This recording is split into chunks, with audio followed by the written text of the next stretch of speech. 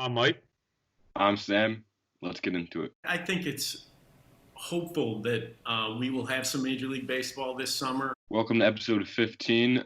So in today's episode, we have two different topics we're going to talk about. And the first one, we're going to go into the MLB. And this is our first time diving into the MLB.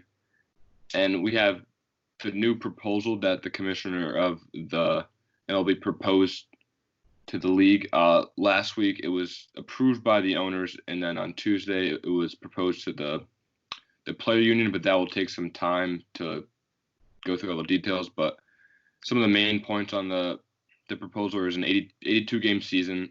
I think they're having a time looking at like around July 4th to start the season.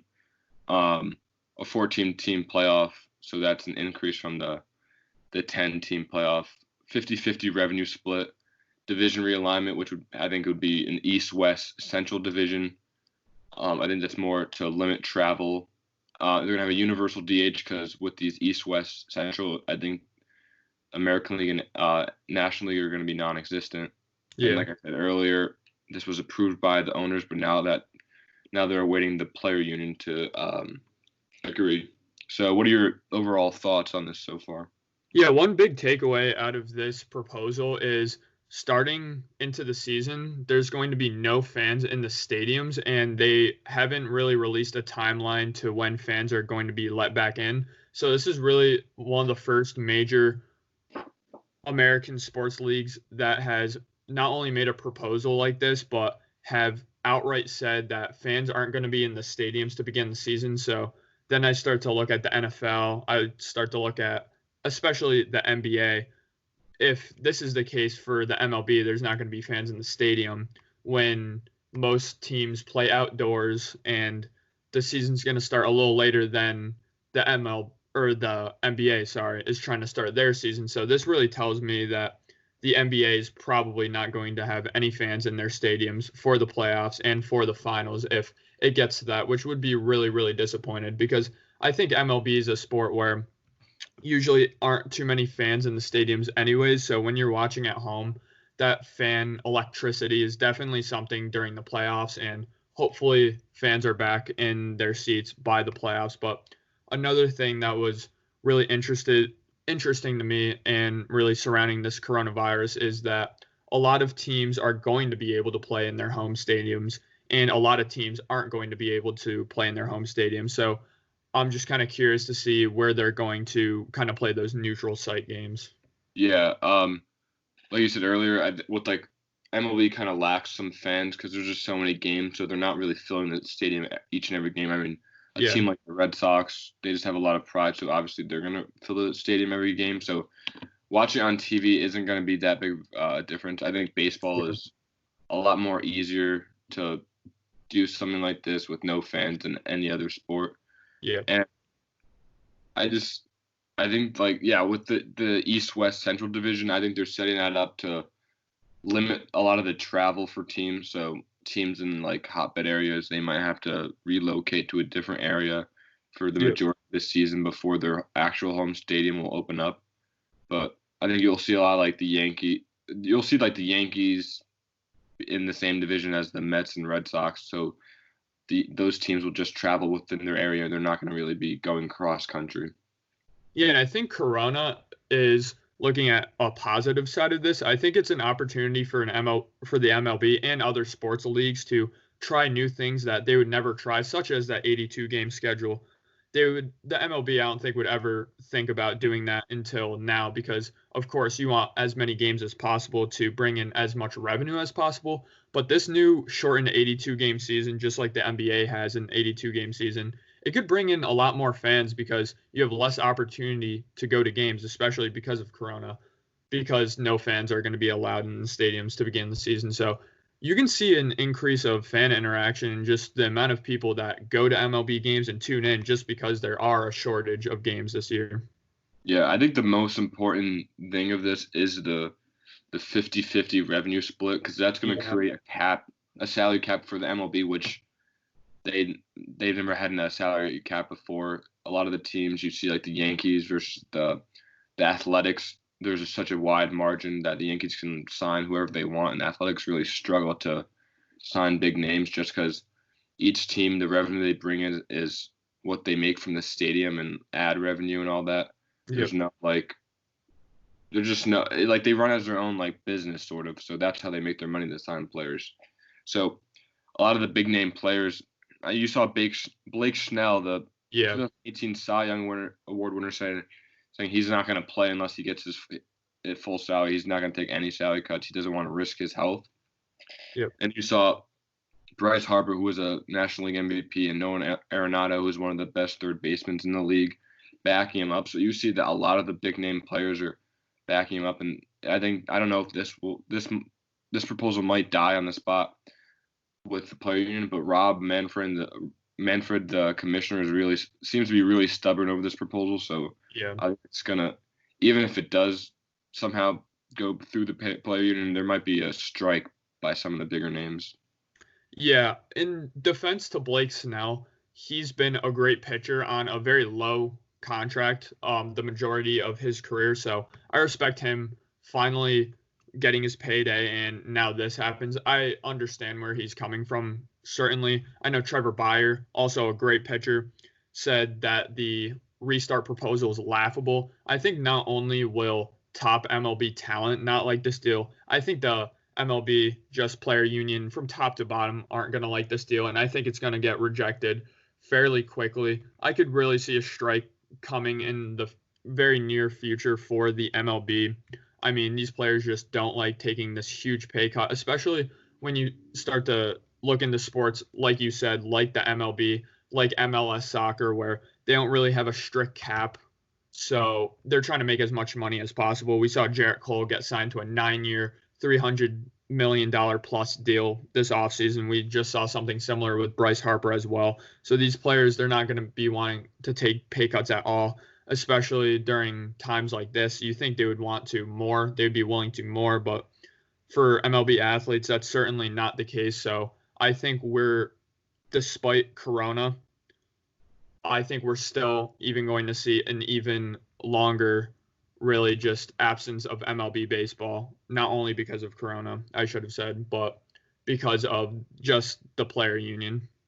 Yeah, I think baseball players are a lot more stubborn than any other sport. Because they get paid so much, so they're just used to getting that. So I don't think that they're going to want to take such massive pay cuts, because the only revenue that teams are going to bring in is with TV deals. They're not going to bring any with selling concessions in the stadium or filling the stadium. So it's really going to be it's going to be a massive pay cut.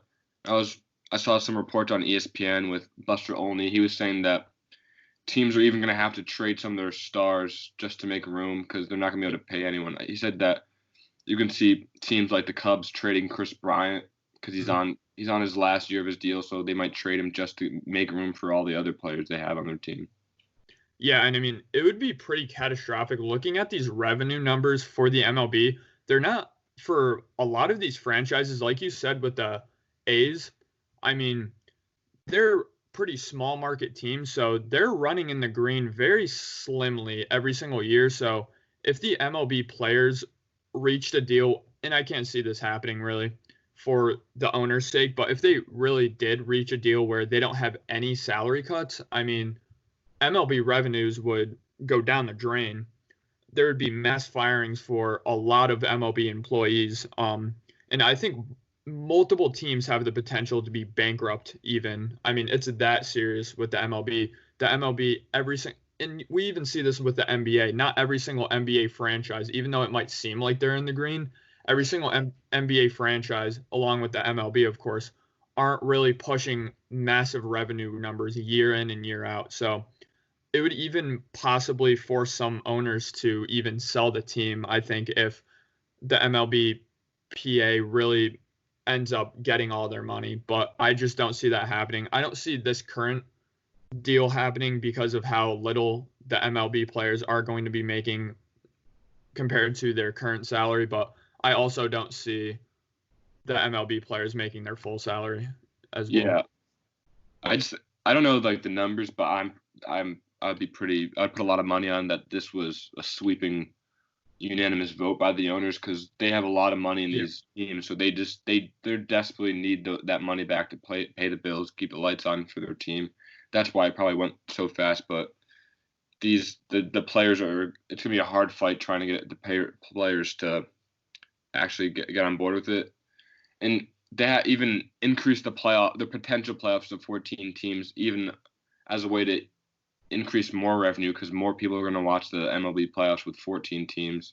So they're just MLB is trying any way to get revenue up for these billionaire owners. Yeah, and it's not like where in the NFL and in the NBA you have fluent and constant talks between the PA and the owners just year in and year out, just constantly throughout the year. The MLB and the owners and the MLB players and the owners probably have one of the worst player to owner relationships in all of sports because they talk so infrequently. The MLB PA doesn't really assert their power all too much because they really don't have to. They usually get what they want because the MLB kind of works in a free market world, free market society in terms of their just sports universe. But now when they're going to have to be put together, I mean, the MLB is going to want all the revenue. The players are going to want all of their money. They're really not used to being able to sit down at the negotiation table. So I think this is going to be a pretty long holdout if it continues in this current trajectory. Yeah. And I just think it would be, like I said earlier, it would be so stupid for teams that have to blow up their rosters just to keep under the salary cap. Like trading some of your star players that would, if this coronavirus didn't happen, they would be a World Series potential champion. But now they have to blow up their team. That would just be a waste for one season to have to do that. So I'm on the side of the player union.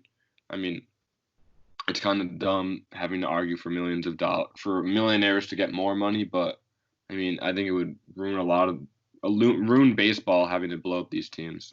Yeah, I mean, we could see Corona only affect the MLB season for 1 year, yet we're going to have, like you said, let's say all these small market teams with really great players trade all their assets to the Los Angeles Dodgers or the New York Yankees, teams that are already stacked beyond belief.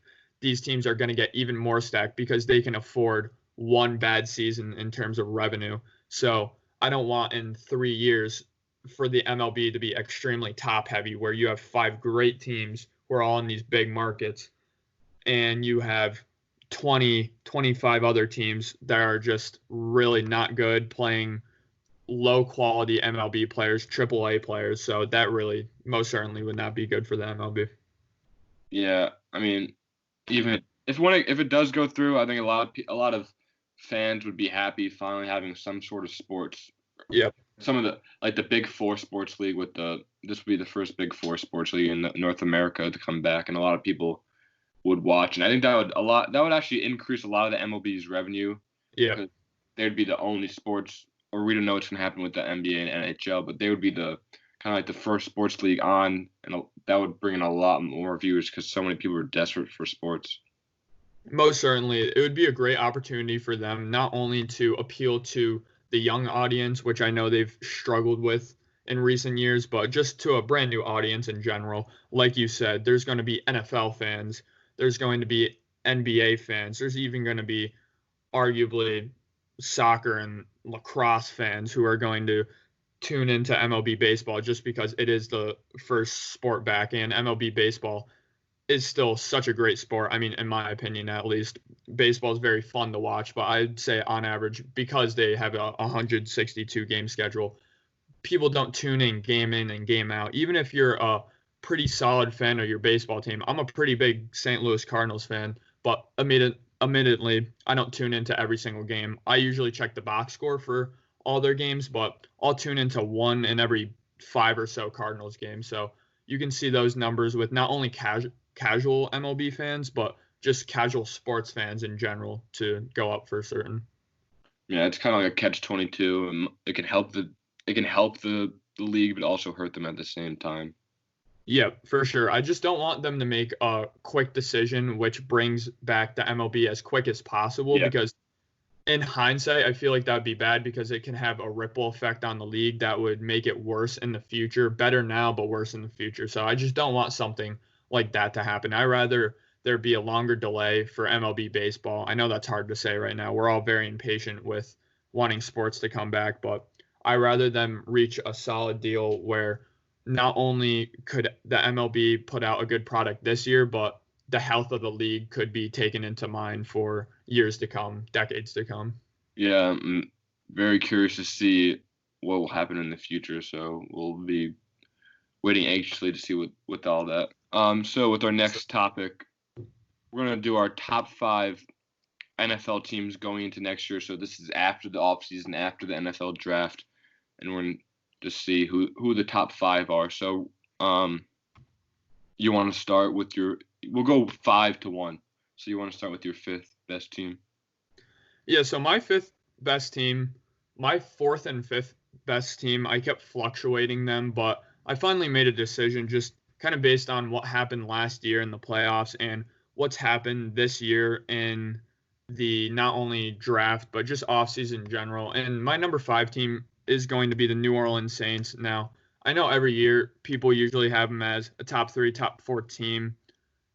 A lot of years, I mean, the past couple years, they've been the Super Bowl favorites coming into the season, and the Saints really just fail every single offseason to address their main problem, and that's that their roster is just always very stagnant. They always have a great roster, but year to year, it seems like they make very minimal improvements to really get their team over the hump. I think they kind of just play the victim. Oh, we were this one bad call away from making the Super Bowl, so we can just restart next season with the same exact team, and that bad call is not going to happen, so we're going to go to the Super Bowl. Having that mindset, I think, has kind of slowed down their team a little bit. They really didn't have any big moves this offseason. They did add Emmanuel Sanders, who's a good wide receiver, that certainly out of his prime, but he's been consistent for his entire career. I do really like Emmanuel Sanders. That was a good pickup. I'll give them that. But they drafted Zach Bond. He's a good linebacker. But other than that, they just had a really, really quiet offseason, which I don't like. I know they signed Jameis Winston. He could be a good backup.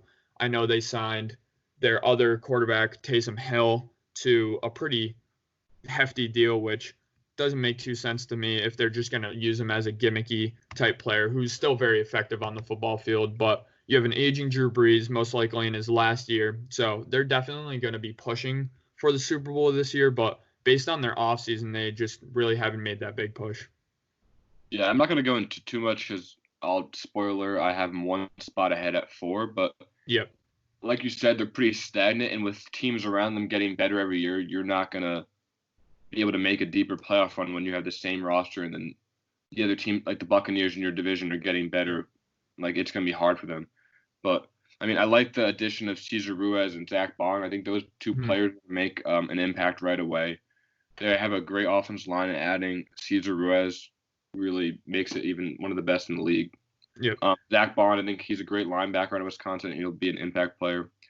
And with the signing of Emmanuel Sanders, I think that really helps. It takes some of the load off Michael Thomas.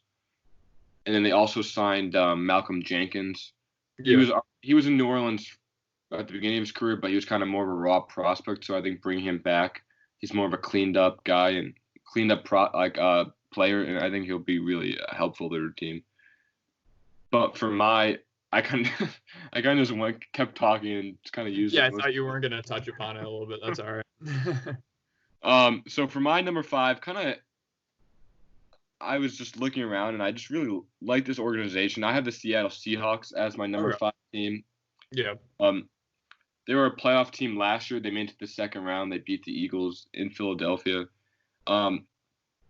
Their offense, Russell Wilson, often MVP candidate last year. But obviously Lamar Jackson won it. But I think the Seahawks had a great draft. They really addressed the defensive side of the balls where they struggled a lot. They got Jordan Brooks, a fast linebacker, and they got Darrell Taylor, a DN, who can really they struggled stopping the run and getting tackles. So I think getting 2 young players on rookie contracts will really help them. And then also they signed Bruce Irvin, who he's already been in Seattle. He's really going to help their team, also adding more depth on their defensive side. But with Russell Wilson, it was kind of the Russell Wilson show on offense. He really had to kind of pull stuff out of a hat and make things go on offense. But they signed the veteran Greg Olsen. They signed the veteran Philip Dorsett as the number 3 receiver behind Lockett and Metcalf. But then what I really liked with the Seahawks, they really addressed that offensive line in free agency. They signed 3 big offensive linemen. Brendan Shell as one of them, B.J. Finley as one of them. So they kind of really addressed the issue on their offensive side because Russell Wilson was constantly getting hit and having to elude pressure, play in and play out. So I really liked the moves the Seahawks made. And even when they were, the past couple of years, they were, air quotes, like rebuilding, they were still a playoff team. So yeah, with these great additions, I can see them making a really deep playoff run next year. Yeah, now they just missed my top 5. They're kind of hovering around that 4 to 6 spot for me. Right now, I would probably put them at number 6. With the Jordan Brooks first round selection, I can't really give the Seahawks the benefit of the doubt anymore with their first round picks. It's weird with the Seahawks. They have a great history of drafts, but 2 through 7, their first round picks really the last couple of years. I mean, last year they picked a DN, LJ Collier, didn't do anything for them. The year before they picked Rashawn Penny, didn't do anything. 2016 was the last time. Since then they've had a first round pick, which they drafted a bust lineman. I mean, they just have had a really, really tough go around with picking first round talent. So I'm not really going to give them the benefit of the doubt there. But other than that, I think they had a pretty solid draft. But they do have arguably the best team in the NFC in their division. I still think they are the second best team in that division. But with that being said, I do really like the Seahawks going into this year. And I think they can even arguably have a better year than they did last year, which certainly would make them a top 5 team. Just with the Seattle offense, you have a quarterback who is so great at throwing the deep ball. In the past couple of years, they really just have not thrown the deep ball because they haven't had a deep threat target really to have Russell Wilson unleash his full potential. They've had guys like Doug Baldwin, not on the team anymore, but Tyler Lockett as well, where these guys are short to intermediate route runners. They're not really burners. But now you have DK Metcalf, a giant frame, 6'4", just absolutely jacked. Not only that, he runs a 4.3 40. So you saw him. His route tree was very kind of only ran vertical routes, but I think they're going to try to open up his route tree a little more going into this year. So I think that offense is going to really start attacking the field and just start attacking downfield. So I think with another year with DK Metcalf, this offense could potentially be explosive. Yeah. So who is your number 4? Going into my number 4 team, I had the Saints above this team, but then I was like, they just beat the Saints in the playoffs, and they had a better offseason than the Saints, so I can't put them at number 5 behind the Saints. So my number 4 team, I am going to pick the Minnesota Vikings. Now, I know they just lost their offensive coordinator who really helped them find an identity last year, lost them to the Cleveland Browns, now their head coach. But I really just think that a combination of Kirk Cousins being able to be relegated into his role as a very above average just game manager. They let go of Stephon Diggs, which I really like that deal. If you're not a pass first team and you're paying 2 wide receivers $10 million plus, that just makes no sense. That's not very economical for your team from a team building perspective. Now, they did part ways with Everson, or they did not part ways with Everson Griffin. He's on a contract now, but Xavier Rhodes they did as well. But they had a really good draft with Justin Jefferson really replacing Diggs. Not as good as Diggs, I don't think, right off the gate, but just a lesser contract, which is going to be good from a team building perspective. They added some depth on the defensive side. And just I think this Mike Zimmer team led by Dalvin Cook with this really good defense, just ground and pound, grind them out. Just a really good team going into this year. Again, they did beat the Saints last year in the playoffs, so for all those reasons, I had to put him at number 4. Yeah, I was contemplating putting him in my 5th spot, but like I said earlier, I kind of used up all my points. I had the Saints, so I won't talk about the Saints much because I already said that earlier. But with the Vikings, I kind of see something similar with the Saints they kind of have a stagnant roster. You see they have a lot of the same guys year in and year out. They're not really making Yeah. much moves to improve their team. But I think keeping Dalvin Cook healthy would really help them a lot. Yeah. He's had some injury problems throughout the past couple years, but they have a really great roster, and I think even though it is stagnant, they can make deep playoff runs each year because I think Mike Zimmer's a great coach, and he's not really offensive minded at all, so that's not really his expertise, but he knows how to really control a great defense and build a great defense. So if you have that, that's going to win you a lot of games. So I like having them in the top 5, but I can see where you're coming from having them in the top 5, but they just missed my cut. They were probably, I would say they were 5B for me. Yeah, I just think from a team perspective, like you said, they have been a little bit stagnant. I don't think they're a top 5 roster in the NFL. Arguably not even a top 5 just team overall in terms of their coaching staff and roster, but I put them in the top 5 because they're right around that number 5, number 4 spot. Not only that, they're just a proven commodity. They've proved in the playoffs the last couple of years, and they've kept these players that have been proven commodities in the playoffs to be a good playoff team, to not be a first-round exit. And I can't say that about some other teams like the Buffalo Bills, who probably have a better roster and a better coaching staff than the Vikings at this point. They're just not a proven commodity in the playoffs, and I do think that's important. So I lean more towards the Vikings just because of their playoff prowess the past couple of years. Yeah. I mean, a team like the Bills, no offense, Josh Allen, I don't know what he's not going to win you any MVP awards. So I just think that having someone like Kirk Cousins is a much more of an upgrade. I mean, I think the Bills and the Vikings are kind of similar teams, but Kirk Cousins being able to throw the ball a lot better would make them a top 5 team. Yeah, I know Josh Allen going into this season is a dark horse candidate to win MVP, and I just don't understand year in and year out. You have these guys like Mitch Trubisky, Josh Allen, who lead great teams, but they forget to look at who the player is themselves, not just that they're the quarterback of a really good team. You need to look at the player themselves. Josh Allen certainly has not shown anything to suggest he's an MVP candidate thus far into his career. Definitely has some potential, but I could definitely agree with that Bills pick. Right there. So, who is your third team?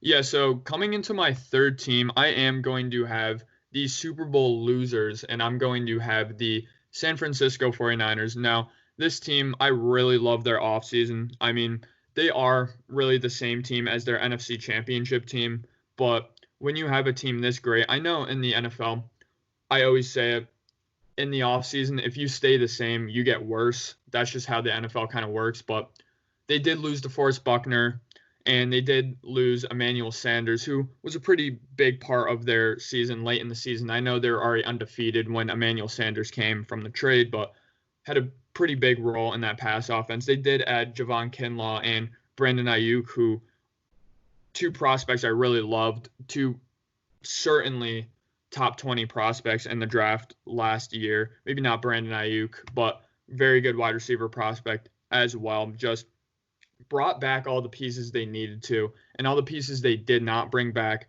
they replaced them with pretty good players as well. Another season with Kyle Shanahan and Jimmy Garoppolo. Remember, last year was Jimmy Garoppolo's first full year with the 49ers, so only expect Jimmy Garoppolo and Kyle Shanahan and that whole offense's just chemistry to get better. So for 3, I also had the 49ers. I think I kind of like an underlying factor is coming off a Super Bowl loss. They might have I think they're going to have a bad taste in their mouth, so they're really going to want to prove themselves right at the gate. But I like John Lynch kind of trading his older veterans for younger guys. So he traded DeForest Buckner for Javon Kinlaw. They lost Emmanuel Sanders and brought in Brandon Ayuk. So I don't know. I wouldn't say they got better at those positions, but they got younger guys on rookie deals, so they can continue to be in that win now moment. But also they traded for Trent Williams from the Redskins, so that's going to really help their offensive line. Because on offense, they're not really a throwing team on the offense. They run the ball a lot. So having Trent Williams, who's an All-Pro, he's one of the best in the game. He's been on the Redskins, so it's kind of like hurt his legacy. But I think that's really going to help them in the long run. Yeah, I think something to look into with the 49ers going into this year is their secondary. I mean, you have an aging Richard Sherman, and outside of Richard Sherman, they really didn't prove to be too good on the secondary side of the ball. Late in the season, in the playoffs, they kind of struggled with it. I know they have Jimmy Ward. He's aging a bit too. But I think that's something to look into. I think the 49ers are one of these teams with such huge personality throughout the entire roster. I mean, I know you have Nick Bosa, you have George Kittle, you have Richard Sherman. Even Trent Williams is said to be a pretty good or pretty big personality in the locker room. So I think this is a team where if they start off bad, I think it could spiral into something really catastrophic for this football team, especially Super Bowl hangover certainly is a thing that's been proven throughout NFL history. So this is a team, I think if they start out hot, they're going to stay hot. If they start out struggling, it's going to be a long season for the 49ers, and it's not going to be as successful as they were last year. So that's why, even though they did just prove they were the second best team in the NFL last year, I think that's why I did have them at the third spot, because they still are a fantastic team, of course, undefeated for most of the season last year. But just the possibility of that Super Bowl hangover, and I think the personalities of this team kind of exhibit the personality of a team that could crash and burn potentially. So that's why I think me and you have the 49ers at the 3 spot. And also, I think that Jimmy Garoppolo, I think he really needs to grind this offseason. Yeah. So the 49ers can become more of a passing team, because, like, if a team lines up against the 49ers, they're going to know it's going to be a run play the most of the time, because Garoppolo can't throw the ball that much. So Garoppolo being able to develop his passing game, it's going to really open up a lot of things on the offensive side of the ball. Yeah, I mean, they are also in the NFC West, and I think that is the toughest division in football. Cardinals are only getting better. Seahawks arguably got better with another offseason. I think the Rams got worse. I think the Rams are continuing to kind of spiral downward just because of their just cap situation with the Rams. I mean, they really put themselves in just cap hell with all these big deals they made, trading away their future just for one cornerback. I mean, they don't have a first-round pick for a couple years now. So the Rams, I think, are still the third best team in that division. I don't think you can put the Cardinals above them as of right now, but 49ers definitely are going to have a pretty tough schedule considering they are in the NFC West. Yeah, I feel like the Rams, they made moves. They opened up the Super Bowl window, and then they just slammed it like the next year after they lost the Super Bowl. They really did. Really poor building of a team. They added a bunch of big names, but that just really hurt them in the long run. Yeah, I think even Sean McVay's offensive system has kind of started to become exposed, because what you saw out of Sean McVay's system is that it's really just a 1-2 read throw, just really easy completions, not only for their wide receivers, but for their quarterback, Jared Goff. You usually have guys like Cooper Kupp, Woods, just running slant routes, drags, flood concepts, things of that nature. But I think teams started to kind of catch on to that and challenge them to throw the ball down the field. Didn't really have that great of a downfield threat last year. I know Brandon Cooks was pretty good. They just let go of him. So really, without a downfield threat, they did just lose Todd Gurley as well, who wasn't too big of a factor last year.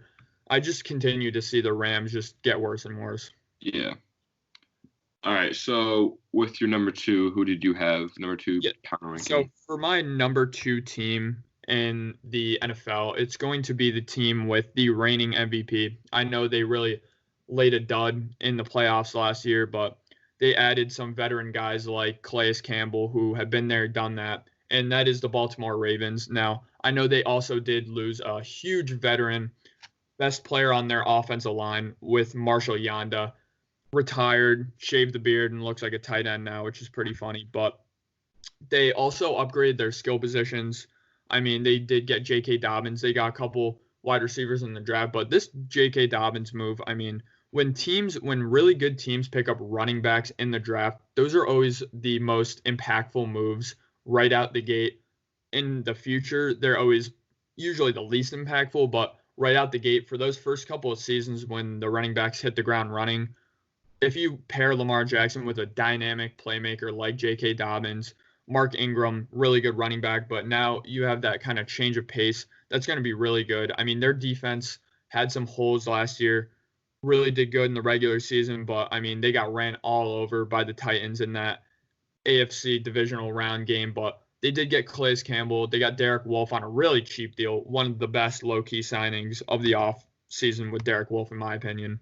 They did pick up Patrick Queen, which was one of my favorite draft prospects heading into the draft. So, I mean, they're going to continue to expand their offensive system surrounding Lamar Jackson. They only had one offseason to create a brand new offense, and you saw how effective that is. I think Lamar Jackson is the most dynamic player in the NFL. So I think the Ravens had a really, really poor showing in the playoffs last year. We don't know what's going to be good with Earl Thomas heading into this season, but I just think from an offensive side of the ball, specifically Lamar Jackson, he's only getting better. So I think they're going to get to the playoffs with pretty ease, not the toughest schedule, pretty tough division, but I think come playoff time, they're going to be more ready, more prepared. Yeah, I also had the Baltimore Ravens at my number 2 spot.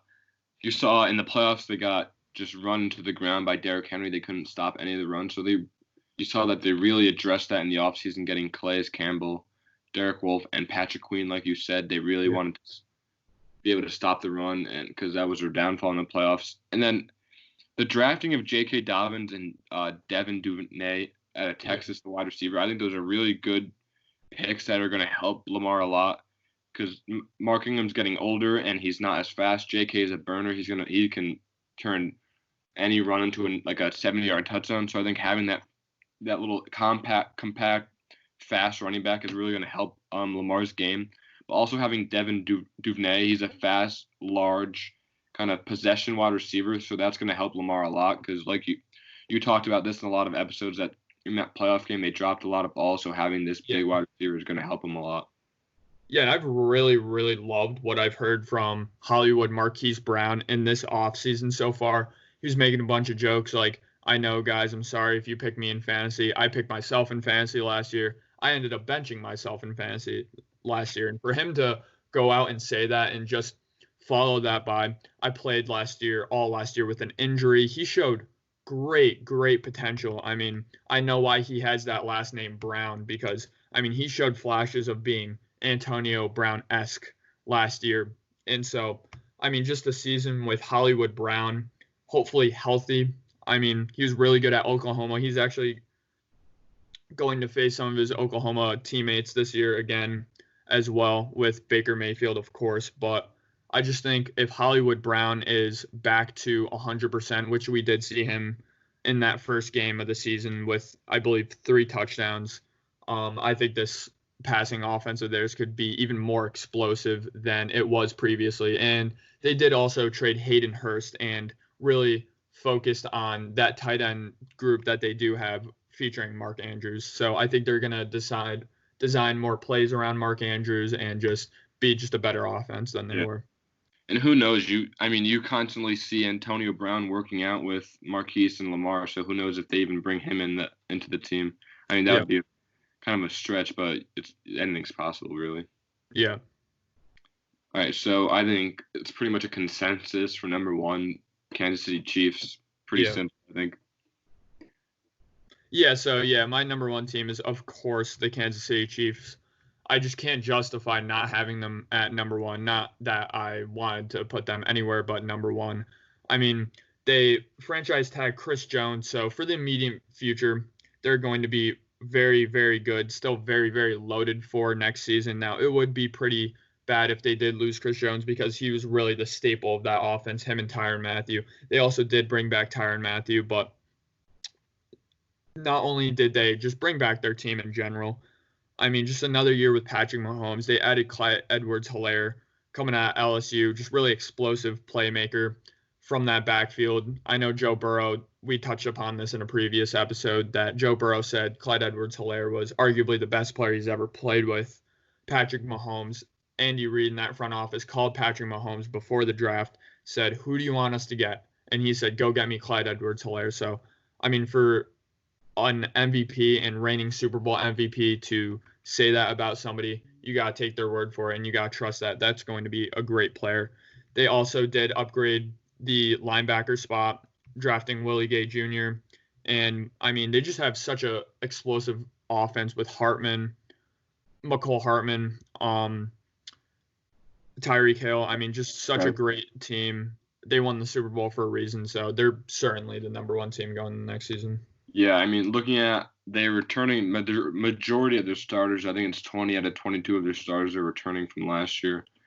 I think with their draft, they drafted Hilaire, who can be in the conversation for AFC Offensive Rookie of the Year. Yeah. He really performs well. And I think I really liked what they did in the offseason and the draft. They really addressed the defense, getting more depth in the defense, because that was kind of the weak point of their team, if you can find them. And also another kind of a key point, they really lucked out with the schedule. Not that they're playing easy teams, just like the way it panned out. They don't really have multiple hard teams in a row, or they're playing kind of just the way that it panned out really lucked out for them. But having the Chiefs here, pretty simple. I mean, they have the highest Vegas Super Bowl odds at plus 600. I mean, I think they're going to repeat, and a lot of experts are saying they're going to be the Patriots type team next decade. Yeah, I mean, they definitely have some key contracts coming up, so we'll see about that. We'll see what Patrick Mahomes' deal entails.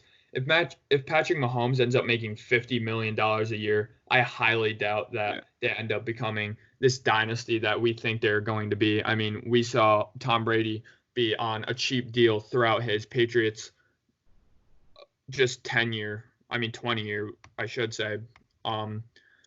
And that was really key for the Patriots dynasty to stay afloat, just keep switching great players for great players, not only in free agency, but the draft. So that's going to certainly be a question for the Chiefs in the future. But going into this year a little bit, if you don't want to say the NFC West is the best team, or the best division, I should say, in the NFL, you can argue that the AFC West is, with the Chiefs, with the Broncos, who I think got significantly better this offseason, with the Chargers, who I think are going to be a little bit worse than people think now. I know Vegas doesn't project the Chargers being too good, and I kind of agree with that, because I don't think Tyrod Taylor is a quarterback who's going to go out and win you games. And we saw when they had Philip Rivers, they struggled when a quarterback couldn't go out and win them games. So, I mean, with Tyrod Taylor, and then they're going to try to transition to Justin Herbert, I would imagine, at some point in the season. So having a rookie quarterback play the last stretch of your games, I mean,